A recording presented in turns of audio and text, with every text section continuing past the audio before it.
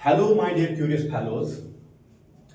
आज के इस वीडियो में हम JKPSI का जो सिलेबस है उसमें मैथमेटिक्स जो कि 60 मार्क्स का है, 60 मार्क्स का मैथमेटिक्स है, उसमें हमारे पास एक चैप्टर दिया है अलजेब्रा।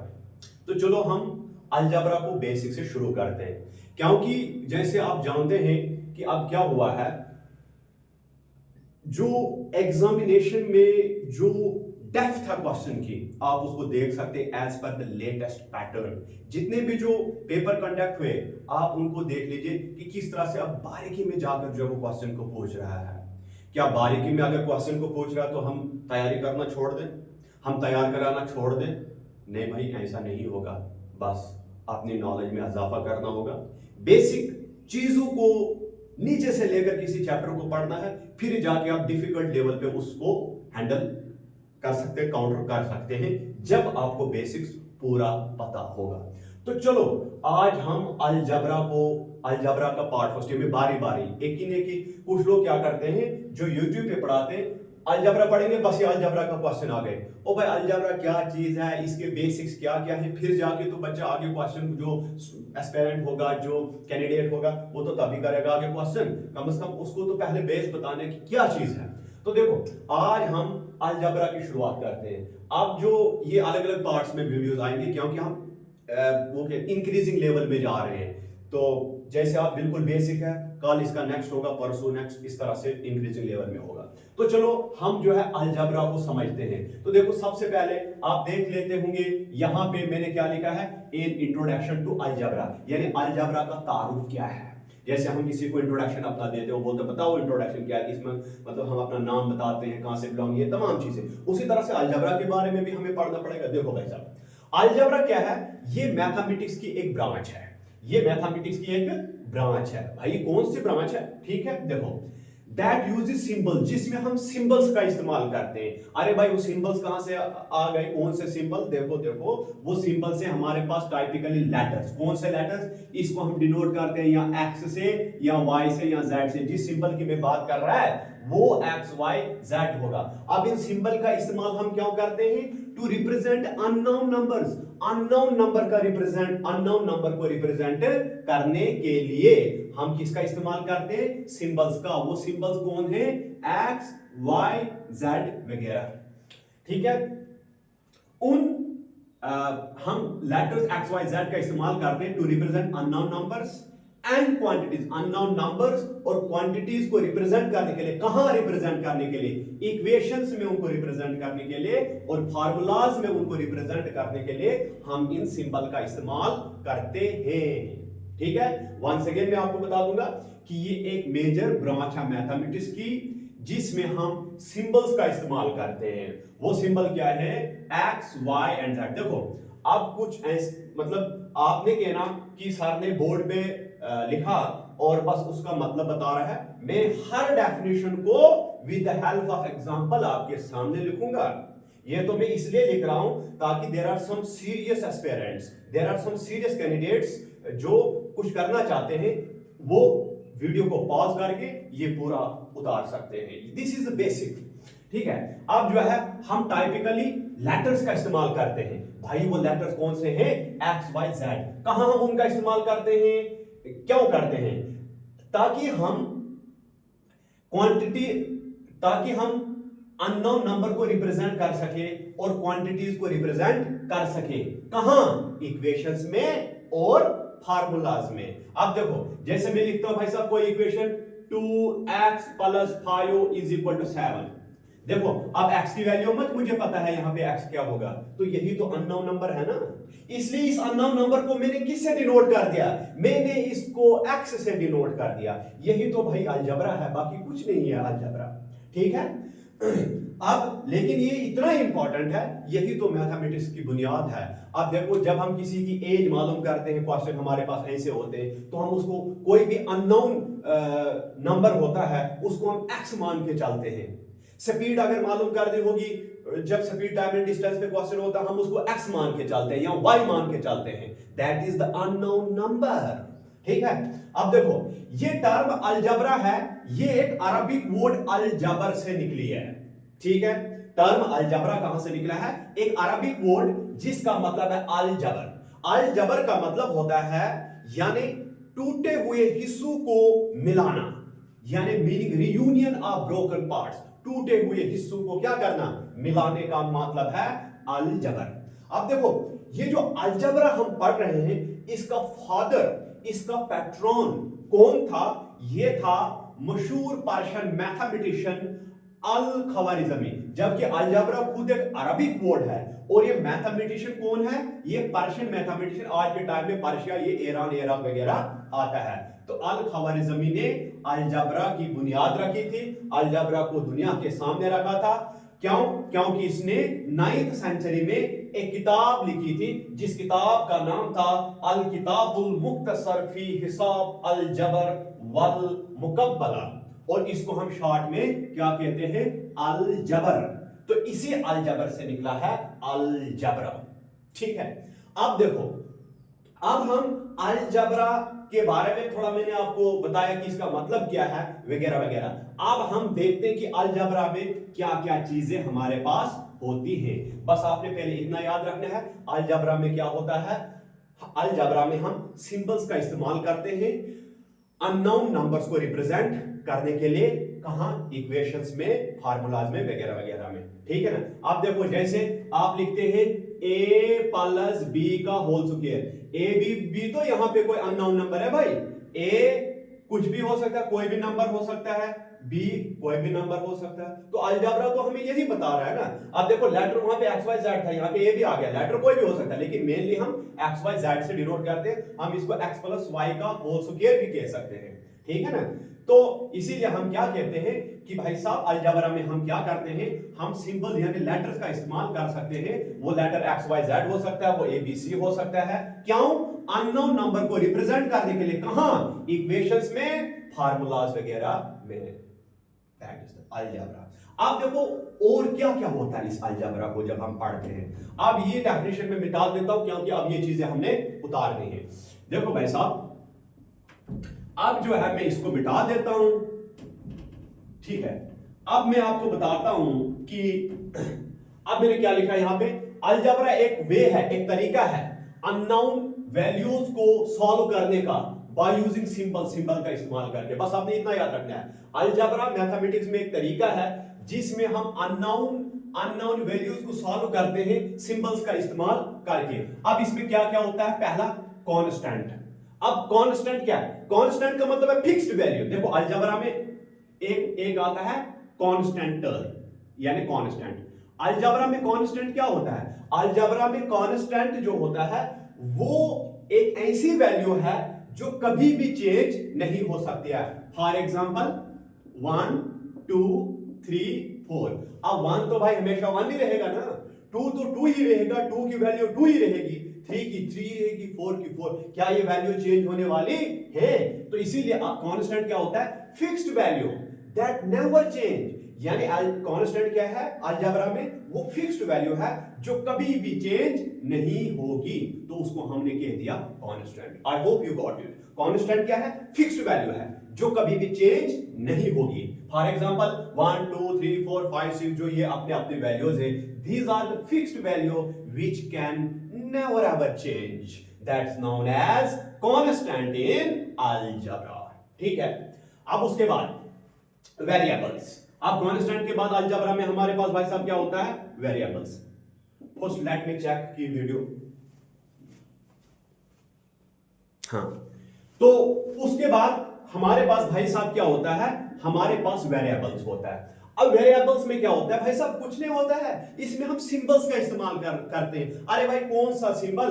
वही तो लेटर्स की मैंने बात की थी, एक्स वाई एंड जेड का इस्तेमाल कर सकते हैं। क्यों? अननोन नंबर को रिप्रेजेंट करने के लिए, यानी एक ऐसा नंबर जो आपको पता नहीं है।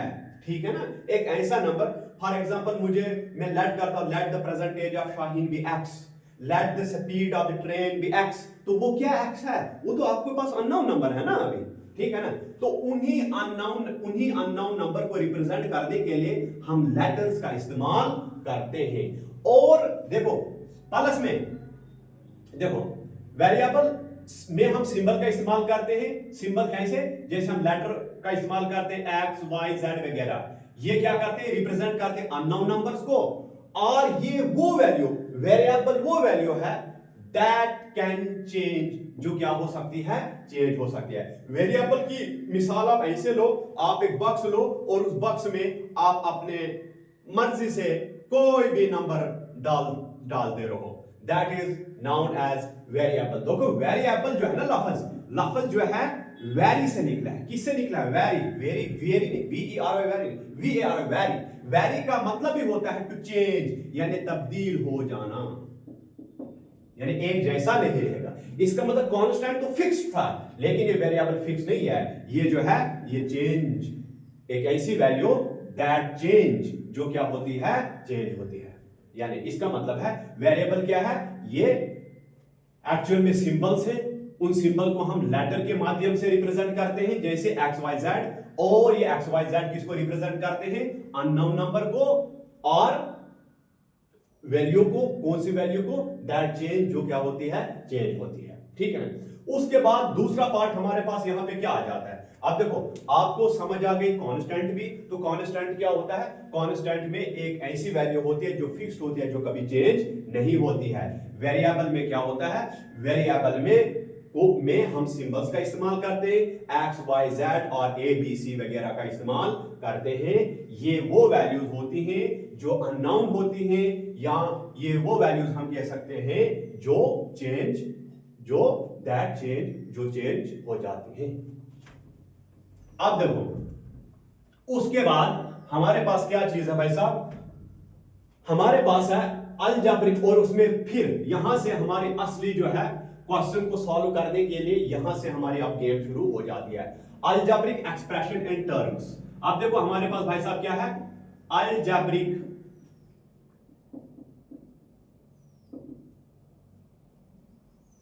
Expressions and terms. अब देखो भाई साहब, सबसे पहले हम देखेंगे ये टर्म क्या है, और टर्म या टर्म और टर्म्स, ये क्या चीज है। और फिर हम इसी में डिस्कस करेंगे कि ये अलजेब्रिक एक्सप्रेशन क्या चीज है।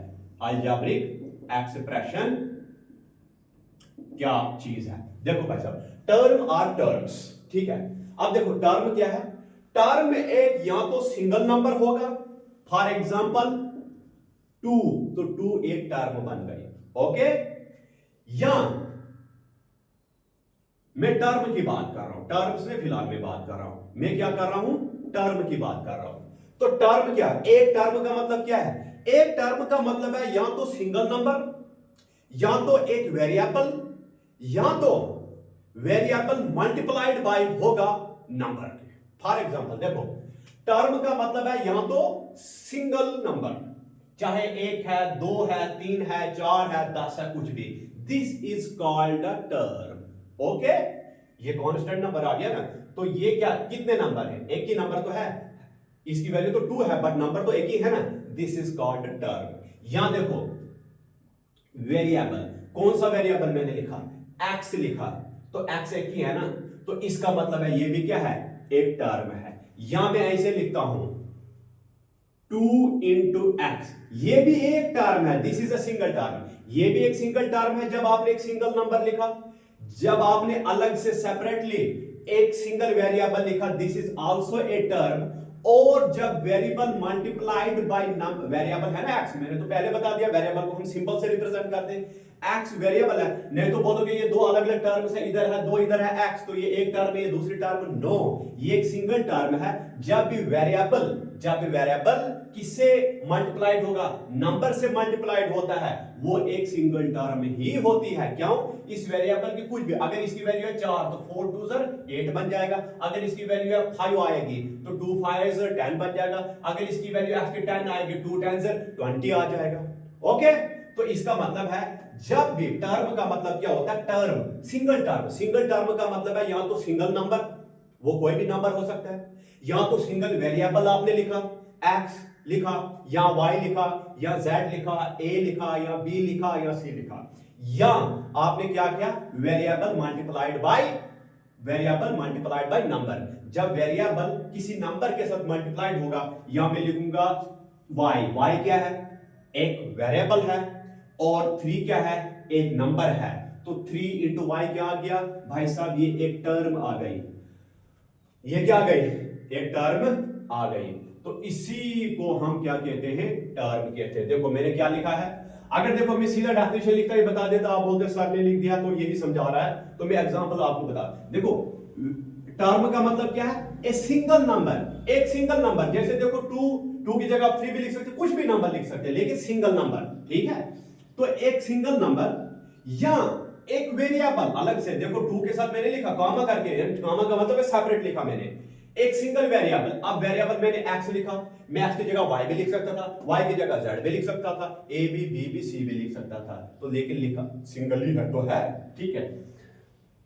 Or a number multiply by variable, या एक नंबर, कोई भी नंबर 1 2 3 4 और मल्टीप्लाई किससे होगा, वेरिएबल से होगा, तो ये भी क्या कहलाएगा, this is also a single term, ये भी क्या है, सिंगल टर्म है। अब देखो, अब आपको कहा जाएगा, देखो जैसे है -5xy, देखो -5 इज ए नंबर और ये मल्टीप्लाइड है वेरिएबल से, दो वेरिएबल, एक है x और एक है y। अब मैंने कहा जब नंबर मल्टीप्लाइड है वेरिएबल से, चाहे एक वेरिएबल से मल्टीपल होगा या 2 से होगा, वो सिंगल टर्म ही होगी भाई साहब। मान के चलो यहां पे x आपके पास 2 और y है 3, तो 3 दूनी 6, 6 पंजे 30, तो -30 आ गया ना आपका आंसर, तो -30 इज ए सिंगल टर्म, समझाइए। तो जब भी कोई नंबर वेरिएबल के साथ मल्टीप्लाइड है तो भाई साहब वो आपके पास एक सिंगल टर्म है। आई होप आपको टर्म का समझ आ गया। ओके, अब मैं इसको मिटा देता हूं और यहां पे टर्म से के बाद मैं अलजेब्रिक एक्सप्रेशन आपको समझाता हूं। टर्म तो आई होप आपको समझ आ गया। टर्म, एक टर्म का मतलब है या तो सिंगल नंबर होगा, या तो सिंगल वेरिएबल होगा, या वेरिएबल जो है वो नंबर के साथ मल्टीप्लाइड होगा। तो उसके बाद हमारे पास क्या है भाई साहब, उसके बाद है हमारे पास अलजेब्रिक एक्सप्रेशन। अब अलजेब्रिक एक्सप्रेशन क्या है भाई साहब, a combination of terms connected by operation. यहां पे ये एक कॉम्बिनेशन है टर्म्स का, इसका मतलब है जब दो या दो से ज्यादा टर्म्स को हम कनेक्ट करेंगे। अब वो कनेक्ट कैसे होंगे, या तो हम उनमें ऑपरेशन का इस्तेमाल करते हैं। कौन सा ऑपरेशन, कोई सर्जिकल ऑपरेशन नहीं भाई, ऑपरेशन से यहां मुराद है या तो एडिशन या तो सब्ट्रैक्शन। देखो भाई साहब, अगर मैंने यहां पे क्या लिखा, मैंने लिखा 3x + 5। देखो मैंने अभी आपको क्या बताया, देखो ये 3 इंटू एक्स, अगर ये अकेला होता, प्लस नहीं होता, तो ये एक सिंगल टर्म था। जब कोई नंबर वेरिएबल से मल्टीप्लाइड होगा, है ना, तो वो क्या है, सिंगल टर्म है। लेकिन ये भी क्या है, एक सिंगल टर्म है, लेकिन एक टर्म प्लस एक टर्म तो हो गई 2 टर्म, ठीक है ना। और इसमें क्या है, देखो यहां पे वेरिएबल x है, ठीक है ना। तो अलजेब्रिक एक्सप्रेशन का मतलब यही होता है। अलजेब्रिक एक्सप्रेशन का मतलब क्या होता है, अलजेब्रिक एक्सप्रेशन का मतलब होता है जब हम टर्म्स को कंबाइन करते हैं। तो टर्म्स को कंबाइन कैसे किया जाता है, या ऑपरेशंस का इस्तेमाल करके, या तो प्लस या तो माइनस। नहीं तो आप बोलोगे वही भाई साहब मल्टीपल कर दोगे, वो नहीं आएगा, ठीक है ना। मल्टीपल कर दो 5 या 15x आ जाएगा। अगर 15x आ जाएगा, देखो मैंने अभी बताया था, अगर वेरिएबल नंबर के साथ मल्टीप्लाइड होगा तो सिंगल टर्म आ जाएगा, ठीक है। तो अलजेब्रिक एक्सप्रेशन का मतलब क्या होता है, टर्म्स को कनेक्ट करना या कंबाइन करना, एक कॉम्बिनेशन ऑफ टर्म्स कनेक्टेड। जब आप टर्म्स को क्या करते हैं, कनेक्ट करते हैं। अब देखो एक टर्म थी मेरे पास 3x, दूसरी टर्म थी मेरे पास y, तीसरी टर्म थी मेरे पास 5। देखो ये अलग अलग टर्म्स है ना, ये एक टर्म है, ये एक टर्म है, ये एक टर्म है। अब इन टर्म को मैंने अगर कंबाइन किया, अब कंबाइन कैसे करना है, या तो प्लस का इस्तेमाल करोगे या तो माइनस। जैसे मैंने लिखा, इसको लिखा, इनको क्या कैसे लिखा मैंने, 3x + y - 5। देखो कंबाइन कर दिया ना टर्म्स को, किसका इस्तेमाल करके, ऑपरेशंस का इस्तेमाल करके, प्लस या माइनस का इस्तेमाल करके। उसी को तो हम कहते हैं अलजेब्रिक एक्सप्रेशन। देखो भाई साहब, a combination of terms connected, जब हम टर्म्स को कंबाइन करते हैं, कनेक्ट करते हैं, किसका इस्तेमाल करके? Bye operation. कौन सा ऑपरेशन? एडिशन या सब्ट्रैक्शन। फॉर एग्जांपल देखो, इसने लिखा 3x + 5, इसका मतलब है ये एक अलजेब्रिक एक्सप्रेशन है। क्यों? क्योंकि इसमें इन दो टर्म्स को, कौन सी टर्म? एक थी टर्म 3x, एक थी 5, इनको कंबाइन किया गया है ऑपरेशन का इस्तेमाल करके, यानी एडिशन का इस्तेमाल करके।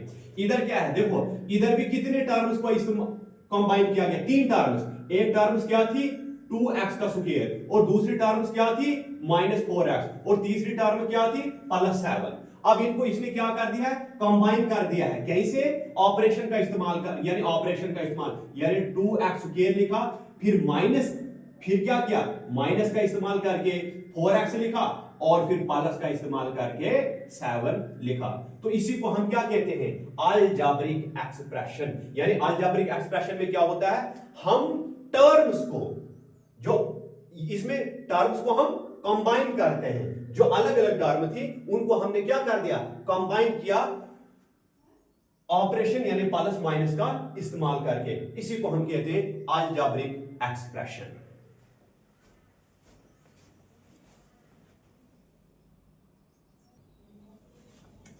तो माय डियर क्यूरियस फेलोज, अब अगला पार्ट हमारे पास क्या आ गया? Part of a term. अब टर्म के पार्ट्स।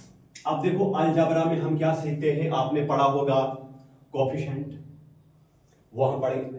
कांस्टेंट तो मैंने आपको बताया, कांस्टेंट फिक्स्ड नंबर होता है भाई साहब, जो चेंज, जिसकी वैल्यू चेंज नहीं होती है, जैसे 1 2 3 4 कोई भी नंबर, दैट इज कांस्टेंट, है ना। अब देखो, अब पार्ट्स ऑफ ए टर्म, यानी टर्म के कौन क्या क्या पार्ट्स होते हैं, ठीक है। अब देखो भाई साहब, जैसे मैंने अभी आपको बता दिया, देखो मैंने आपको बता दिया अभी 7x क्या है? ये एक टर्म है। क्यों? क्योंकि जब एक सिंगल नंबर होगा, या एक सिंगल वेरिएबल होगा, या वेरिएबल मल्टीप्लाइड बाय नंबर होगा, वो क्या है? वो एक टर्म था ना। तो ये भी एक टर्म है, तो ये भी एक टर्म है, तो ये भी एक टर्म है। क्यों? क्योंकि यहां नंबर मल्टीप्लाइड बाय वेरिएबल है, तो ये भी एक सिंगल टर्म है। क्या है? सिंगल टर्म है। अब देखो, अब यहां पे कोएफिशिएंट क्या है? कोएफिशिएंट यहां पे वो नंबर है जो द नंबर जो वेरिएबल को मल्टीपल कर रहा है, यानी 7, इसका मतलब है 7 × x, 5 × x, 6 × x × y, यानी वो नंबर जो किसके मल्टीपल में है? वेरिएबल के मल्टीपल में है, उसको आप क्या कहते हैं? कोएफिशिएंट कहते हैं। वो नंबर जो किसके मल्टीपल में है? वेरिएबल के मल्टीपल में है। वेरिएबल यहां पे क्या है? x, तो ये नंबर क्या कहलाया जाएगा? कोएफिशिएंट है। यहां पे नंबर क्या है? x, 6, तो वेरिएबल क्या है? x और y मल्टीपल में है, ठीक है ना। अब वो नंबर जो मल्टीपल किसको कर रहा है? किसके साथ मल्टीपल में है? वेरिएबल के मल्टीपल में है, उस नंबर को आप कोएफिशिएंट कह देते हैं। फॉर एग्जांपल देखो भाई साहब, यहां पे एक नंबर है, मैं लिख लेता हूं 10, इंटू में क्या है? y। अभी मैंने आपको बताया, देखो ये एक सिंगल टर्म है, ये एक टर्म है। क्यों? क्योंकि जब एक number multiplying by a variable होगा, तो मैंने पहले आपको बता दिया वो एक टर्म है। क्या है? टर्म। लेकिन जो नंबर मल्टीपल कर रहा है वेरिएबल को, यानी जो नंबर मल्टीप्लाइंग द वेरिएबल, जो नंबर वेरिएबल को मल्टीपल कर रहा है, यानी कहने का मतलब है यहां पे 10 मल्टीप्लाइड बाय क्या है? y है। यानी गोया कि नंबर जो है वेरिएबल, नंबर और वेरिएबल का क्या है? मल्टीप्लिकेशन है। तो इस नंबर को हम क्या कह देते हैं? इसको हम कोएफिशिएंट कह देते हैं। इसका मतलब है, आप सीधी सी अपने जहन में याद रखना, जो वेरिएबल के साथ पीछे नंबर मल्टीप्लिकेशन में होता है, देखो यहां पे वेरिएबल x है, तो पीछे इसको नंबर मल्टीपल में क्या है? 5, तो ये 5 बन जाएगा कोएफिशिएंट। यहां पे नंबर है x और इसको मल्टीपल में पीछे क्या है? नंबर 7, तो 7 बन जाएगा कोएफिशिएंट। यहां पे वेरिएबल है x एंड y, तो पीछे मल्टीपल में कौन सा नंबर है? 6, तो 6 बन जाएगा कोएफिशिएंट, ठीक है। जैसे मैं लिखूंगा 15x, देखो यहां पे वेरिएबल क्या है? x है, और x के मल्टीप्लिकेशन में पीछे कौन सा नंबर है? 15 है, तो इसी 15 को हम क्या कहेंगे? कोएफिशिएंट कहेंगे। आई होप आपको कोएफिशिएंट का समझ आ गया। देखो डेफिनेशन क्या बोलता है? द नंबर, वो नंबर मल्टीप्लाइंग द वेरिएबल, जो किसके मल्टीपल के साथ मल्टीपल है, वेरिएबल के साथ मल्टीपल में है, ठीक है ना। जैसे दूसरा मैं आपको एग्जांपल दूंगा 7y, देखो यहां पे वेरिएबल xyz होता है ना वेरिएबल, तो वेरिएबल है, वेरिएबल के पीछे कौन सा नंबर है जो वेरिएबल को मल्टीपल कर रहा है, यानी मल्टीपल का 7y का मतलब है ना 7 इंटू वाई। अब y यहां पे क्या है, वेरिएबल है, और नंबर कौन सा इसकी मल्टीप्लिकेशन में है, 7 है। तो जो वेरिएबल के पीछे नंबर होता है, वेरिएबल के जो पीछे या वेरिएबल के साथ जो नंबर अटैच होता है मल्टीप्लिकेशन में, ये मल्टीप्लिकेशन है, ठीक है ना, उसी नंबर को आप क्या कह देते हैं, कोएफिशिएंट कह देते हैं। आई होप आपको कोएफिशिएंट समझ आ गया। अब उसके बाद क्या है, एक्सपोनेंट पावर। अब देखो एक्सपोनेंट या पावर का मतलब क्या होता है भाई, वेरिएबल की क्या डिग्री है, वेरिएबल की जो भी डिग्री होगी वो कहलाएगा एक्सपोनेंट। फॉर एग्जांपल यहां पे मैं लिखूंगा x, यहां पे लिखूंगा मैं y का स्क्वायर, यहां पे लिखूंगा x का क्यूब। देखो x क्या है, x है वेरिएबल, और वेरिएबल की यहां पावर क्या है, जो कुछ नहीं है तो समझो 1 है, ठीक है। इसका मतलब है यहां पे एक्सपोनेंट 1 आ गया।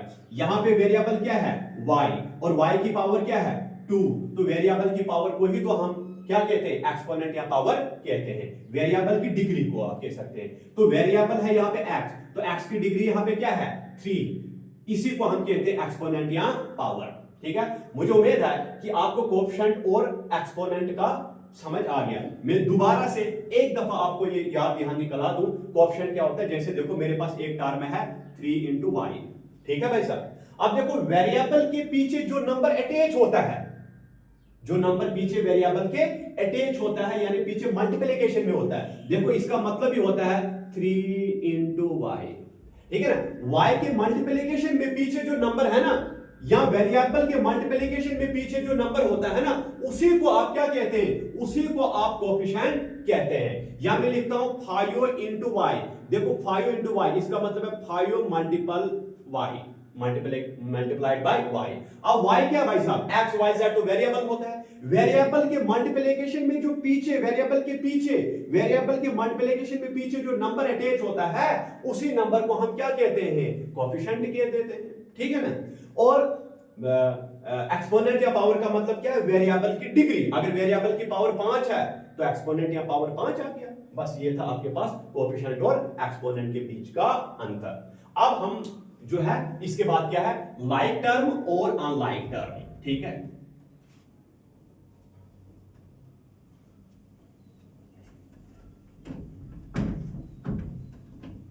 अब हमारे पास क्या है, लाइक टर्म। देखो भाई साहब लाइक टर्म्स क्या है, देखो वो टर्म्स जिनके सेम वेरिएबल होते हैं और एक्सपोनेंट्स होते हैं, उनको हम क्या कहते हैं, लाइक टर्म। देखो यहां पे क्या है 3x, और यहां पे क्या है 5x, ठीक है।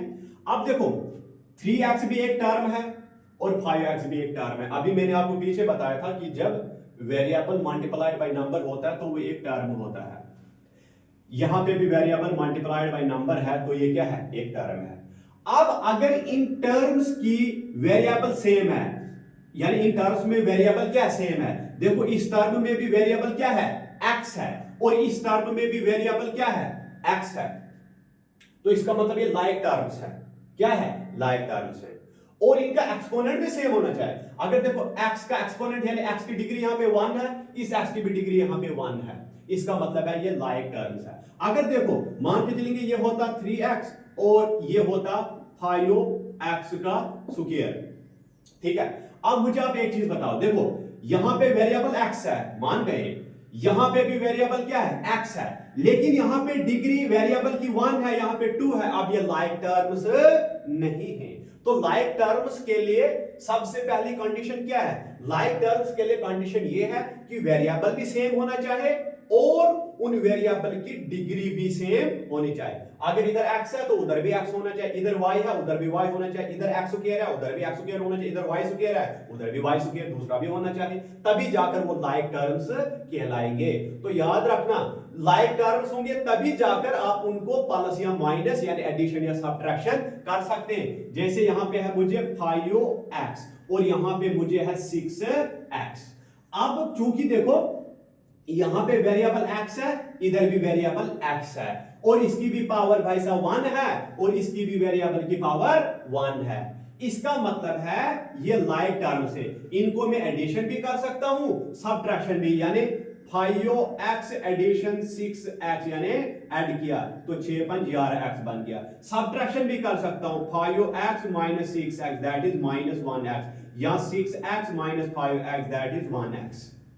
ठीक है ना? तो इसका मतलब है लाइक टर्म्स क्या होता है, दो टर्म्स है ना, टर्म्स दो हो, तीन हो, कितने भी टर्म्स हो, टर्म्स लिखा है ना, जिनका सेम वेरिएबल होना चाहिए, यानी अगर इधर x है तो दूसरे टर्म में भी x होना चाहिए, तीसरे में भी होना चाहिए, प्लस में उनका एक्सपोनेंट भी, यानी उनका पावर भी सेम होना चाहिए। देखो यहां पे मैंने लिखा है 3x और यहां पे लिखा है 5x। अब मुझे देखना है ये लाइक टर्म्स है या नहीं, भाई साहब है। क्यों? यहां पे वेरिएबल क्या है, x है, और वही वेरिएबल यहां पे भी है, और इस वेरिएबल की डिग्री क्या है, 1 है, इस वेरिएबल की डिग्री भी क्या है भाई साहब, 1 है। ठीक है, तो इसको हम कहेंगे लाइक टर्म्स। तो लाइक टर्म्स को ही आप एडिशन या सब्ट्रैक्शन कर सकते हैं। अगर अनलाइक टर्म्स हो, अगर इधर था 3x, ठीक है, इधर होता 5x का स्क्वायर, देखो वेरिएबल तो सेम था लेकिन डिग्री मत सेम था, तो अनलाइक टर्म्स हो गए, तब आप एडिशन या सब्ट्रैक्शन नहीं कर सकते हैं। I hope you got it. ठीक है, अब देखो भाई साहब, यहां है xy, तो वेरिएबल है ना यहाँ पे xy, इधर भी वेरिएबल xy है, और इधर x y की डिग्री 1 है, x की और y की, इधर भी x और y की डिग्री 1 ही है, 1 1 है। तो इसका मतलब है ये भी क्या है, लाइक टर्म्स है, ये भी क्या है, लाइक टर्म्स है। तो आपने अब देखो लाइक टर्म्स के पीछे जो नंबर मल्टीपल में होता है उसको आप क्या कहते थे, पहले हमने पढ़ा कोएफिशिएंट, कोएफिशिएंट को नहीं देखना आपने, नहीं तो बोलोगे इधर -7 है इधर 2 है, नहीं, सिर्फ हमने वेरिएबल को देखना और उनकी डिग्री को देखना है, उस बेस पे हमने डिसाइड करना है whether it is like, whether these are like terms or not. If these are the like terms only then we can do addition और सब्ट्रैक्शन। ठीक है, अब आ गया हमारे पास अनलाइक टर्म्स। अब अनलाइक टर्म्स में क्या होगा भाई साहब, दो टर्म्स होंगे या तीन टर्म्स होंगे, जितने भी टर्म्स होंगे उनमें वेरिएबल क्या होगा, अलग अलग होगा। अब देखो फॉर एग्जांपल यहाँ पे देखो एक टर्म है 3x, दूसरी टर्म है 4y। अब देखो ये लाइक टर्म्स है क्या, नहीं, इधर वेरिएबल क्या है, x है, इधर वेरिएबल क्या है, y है। तो these are the unlike term. जब अनलाइक टर्म्स है ना उनको आप एडिशन कर सकते हैं ना आप उनको सब्ट्रैक्शन कर सकते हैं। तो यही था आज का इंट्रोडक्शन टू अलजेब्रा। लेकिन अलजेब्रा यहीं पे खत्म नहीं होता है, इसके अगर मैं एक ही वीडियो बना दूं तो ये 2-3 घंटे का लेक्चर हो जाएगा, तो हम बारी बारी इस पे काम करेंगे। अगर आपको मेरी वीडियोस, मेरा कंटेंट आपको पसंद आता है, आई होप आप मुझे, मेरा यूट्यूब जो है Khan the global south mentor है, तो आप प्लीज वहां पे जाके Khan the global south mentor आप सब्सक्राइब कर लीजिएगा, तो मैं आपके लिए हर किस्म का मवाद, हर किस्म का कंटेंट हाजिर करूंगा, और वो भी बिल्कुल इजी लैंग्वेज में। Thank you very much.